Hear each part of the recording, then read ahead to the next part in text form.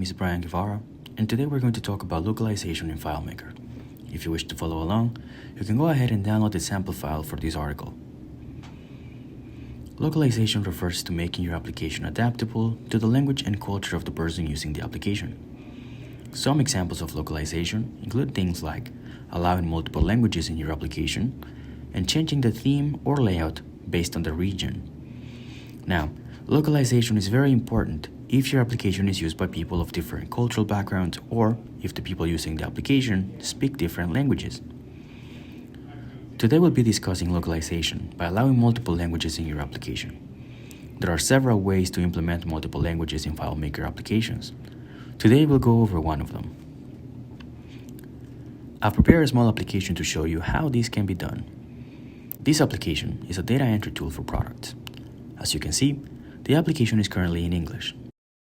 Let's head to the setup screen and see how we can change the language.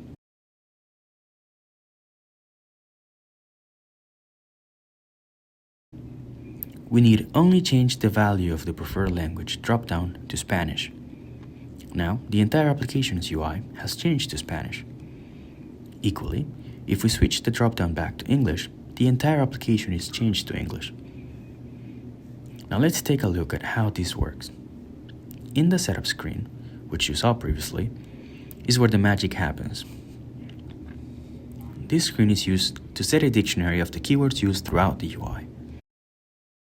Now, this screen is not usually available to the end user. It is usually reserved for admins or developers, since the changes made here affect the entire application. Now, to understand the system, you have to understand three core elements: the global dictionary object, the custom function, and using button bars as labels. Let's explore each one. First, the global dictionary object. This object is created when the file is first opened. Then it is maintained, updated throughout the session. As you can see, the object is a JSON object.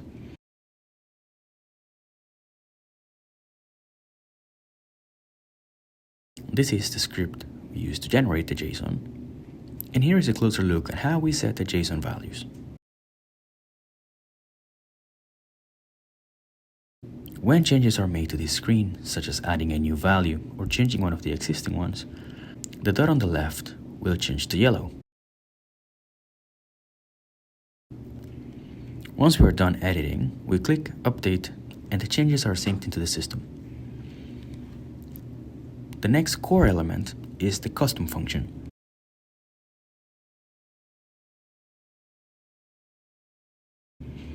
This is a fairly simple function.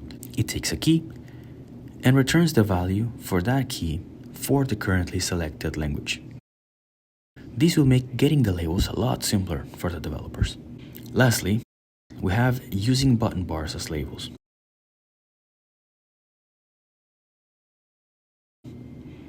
As you can see, all labels in the application are button bars. We use them because they allow you to change their label dynamically through a calculation.